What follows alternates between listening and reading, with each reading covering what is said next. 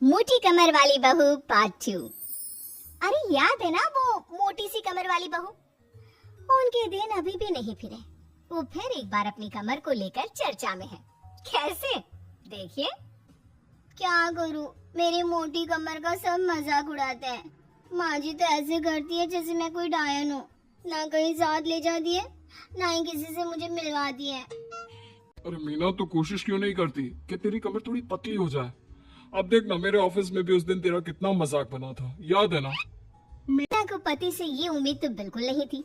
वो सोच में पड़ जाती है कि आखिर क्या लुक से मायने रखते हैं? रिश्ते नाम की कोई चीज होती है क्या?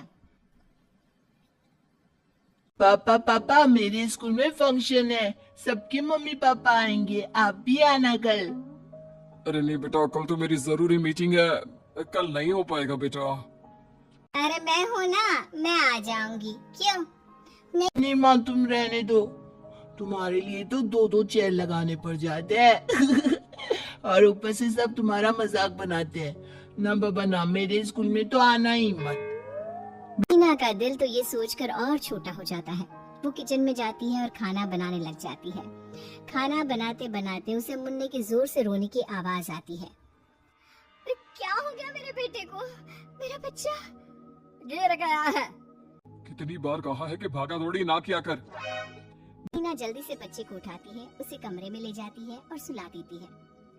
माँ, कल मैं गिर गया था तो किसी ने मुझे नहीं उठाया, सब मुझे डांट रहे थे, लेकिन तुमने मुझे उठाकर यहाँ बेड पर लिटाया। रात भर तेरी कमर में मालिश भी करती रही। तभी तो मैं आज स्कूल के फंक्शन में जा रहा हूँ, मैं तो कैसे जाता। अच्छा माँ, मैं जा रहा हूँ।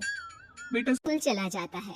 उधर सास, बहू वो क्या है ना, आज मैंने घर में कीर्तन रखा है। तेरी कमर के कारण मैंने सबको बोल दिया है कि तू मायके गई है। तू जानती है ना कैसे तेरा मजाक बनाते हैं सभी।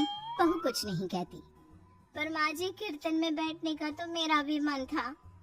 हाँ तो किसी और शहर चली जाना जहाँ तुझे कोई जानता ना हो।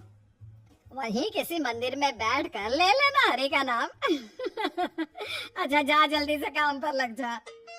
मीना को सास की बात पर रोना आता है, लेकिन देखिए किया भी क्या जा सकता है। हमारे यहाँ तो ये रिवाज है ना, जिसका चेहरा अच्छा वो राजा, नहीं तो सब रंग। घर में औरतें आने लगती है, सब एक एक कर कीर्तन में बैठ जाती हैं। अरे मुन्ना जाता, किचन में मैंने प्रसाद बना कर रखा है, ले आ। अरे क्या क्या कर लेती हो बहन जी, एक तुम्हारी बहू है बस कमर का कमरा बनाए बैठी है। ये नहीं कि ससुराल में रहकर काम काज निपटाए, जब देखो तब मायके की हवा खाने पहुंची रहती है। तभी दूसरी कहती है, मैंने तो घर में मना कर दिया था कि कोई खाना नहीं खाना। बहन जी के घर कीर्तन है, मैं सबके खाना लेकर आऊंगी, लेकिन यहाँ तो लग रहा है कि प्रसाद के भी लाने पड़े हैं। अरे कर देना पागलों वाली बात, खाना भी बना कर रखा है मैंने। अरे कमला, जा जाकर कीर्तन के बाद जो मैंने खाना बनाया है ना, सबको लगा देना अरे बहू से ज्यादा तो आपके साथ ये कमला ही रहती है। हाँ तो क्या अब नौकरानी से करवा देती बेटे की शादी कमला किचन में जाती है, जहाँ बेचारी मीना पसीने से तर खाना पीना और किचन के काम में लगी होती है। कैसी हो भाभी? ऐसी सास के साथ कैसे गुजारा कर रही हो? पता है बाहर कह रही है कि सारा खाना और प्रसाद उन्होंने बनाया है। अरे कोई बात नहीं ना कमला, वो क्या है ना, मेरी कमर मोटी है, इसलिए वो मुझे किसी के सामने नहीं ले जा सकती हैं। अरे तो मैं कौन सी सुस्मिता सेन हूँ, लेकिन देखो मेरी सास मुझे कितने गर्व से मिलाती है सभी से। देखो मीना भाभी, आपको सबने ये बता रखा है कि आप अच्छी नहीं हो, सुंदर नहीं हो, लेकिन बात ये कि आपका चेहरा इतना प्यारा है कि क्या कहूँ। पता है भाभी, आपके चेहरे के नूर से तो सारा मोहल्ला रोशन है। मीना को बहुत दिनों के बाद किसी के प्यार के दो बोल सुनने मिले थे। वो खुश हो जाती है और कमला से दिल से बात करने लगती है। पता है कमला, जब मैं कॉलेज में थी ना, तो एक बार मेरी तस्वीर अखबार में छपी थी। मैं फूलों की प्रदर्शनी देखने गई थी, तो वहाँ किसी ने फूल के साथ मेरी फोटो खींची थी और लिखा था फूल से भी सुंदर। लेकिन अभी भाभी आप ऐसी हो, फूल से भी सुंदर। अरे कमर मोटी है तो क्या हो गया, क्या सब में सारी खूबियाँ होती है? अपनी सास को ही देख लो, ऐसा लगता है जैसे चूल्हे में कोयला जल गया हो। भैया भी माना पतले हैं, लेकिन है तो माँ की तरह काले ही ना। वो तो भला हो भगवान का कि मुन्ना आप पर गया है, गोरा और सुंदर। मीना को कमला की बात समझ में आ रही थी। पहली बार किसी ने उससे अच्छे से बात की थी तो उसे रोना आ जाता है। भाभी एक काम करो ना, कुछ दिनों के लिए मायके होकर आओ। यहाँ तो ना भैया को आपकी कदर है ना ही सास को, और बेटा भी आपको इन लोगों के कहने पर दूर ही रखता है। मीना को कमला की बात ठीक लगती है। सारा कीर्तन निपट जाता है। उसके बाद अरे बहन जी मान गए, इतना सारा खाना और प्रसाद बनाने के बाद भी आपको देख के लगता नहीं कि आप एक बूंद भी थकी हो, बिल्कुल फ्रेश।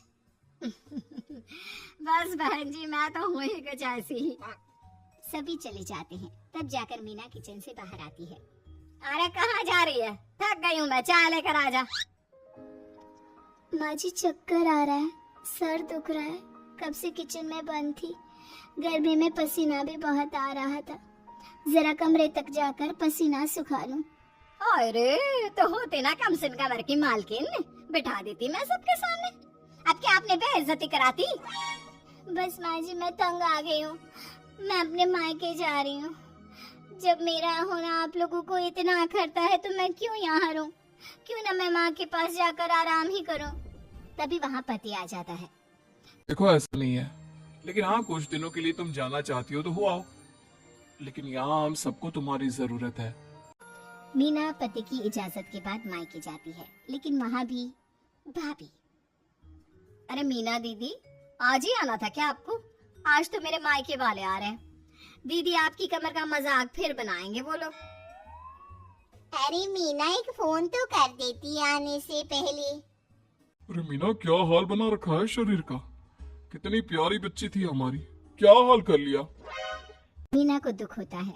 वो घर के अंदर जाती है जहाँ दीदी आप तो दलिया लेंगी ना, सबके लिए वैसे आलू के पराठे बने हैं। मैं जानती हूँ आपके फेवरेट हैं आलू के पराठे, लेकिन अब आपका शरीर ऐसा है कि आप तो दलिया ही खाओ। मीना को समझ में नहीं आ रहा था कि ये क्या हो रहा है।